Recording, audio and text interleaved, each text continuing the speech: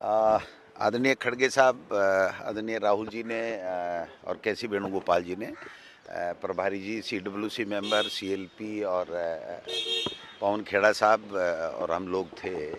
पूरे संगठन की स्थिति के बारे में उन्होंने पूछा कि कैसा संगठन बना और किस प्रकार से बना। हमारा राजस्थान का संगठन हमने पूरी तरीके से नीचे से लेकर के, बूथ से लेकर के ब्लॉक और मंडल की वर्किंग कमेटी और बीएलएज पूरा बना लिया। और मनरेगा के अंदर जो गाँव के अंदर हमने अच्छे से इसको लेकर के, इस आंदोलन को लेकर के गए।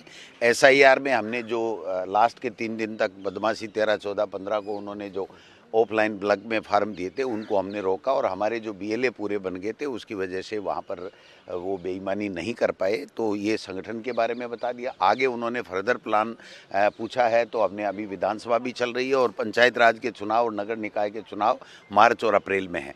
तो जो हमारा फरवरी, मार्च और अप्रैल है वो पंचायत राज चुनाव, नगर निकाय चुनाव और राजस्थान की विधानसभा, इसको लेकर के हमारा फोकस रहेगा। और 3 महीने बाद में हम फिर आगे का प्लान लेकर के हाईकमान के पास आएंगे और जो दिशा निर्देश देंगे उस तरीके से काम करेंगे। हाईकमान पूरे राजस्थान की जो जितने भी संगठन की है और विधानसभा के अंदर परफॉर्मेंस को लेकर के जो है उन्होंने संतोष व्यक्त किया है, और उन्होंने कहा सब मिल कर के चलो।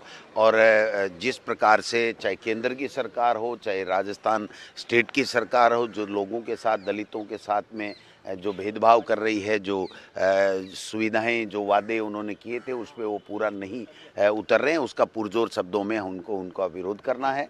और हम लोग उसकी सरकार को घेर करके रखेंगे और राजस्थान की विधानसभा, सड़क और सदन में, और विशेष रूप से अप्रैल के बाद में हमारा जो पंचायत चुनाव के बाद में हम पूरे स्टेट के अंदर दौरा करेंगे और नए लोगों को कैसे कांग्रेस के साथ जोड़ करके उनको कैसे आगे बढ़ाया जाए, और 2028 हम किस प्रकार से चुनाव जीते, और 2029 में हम लोकसभा में, अब की बार हमारी 11 सीटें थी, अब हम कैसे उससे ज़्यादा सीटें लेकर के आएँ, इस दिशा में हमें मार्गदर्शन मिला है।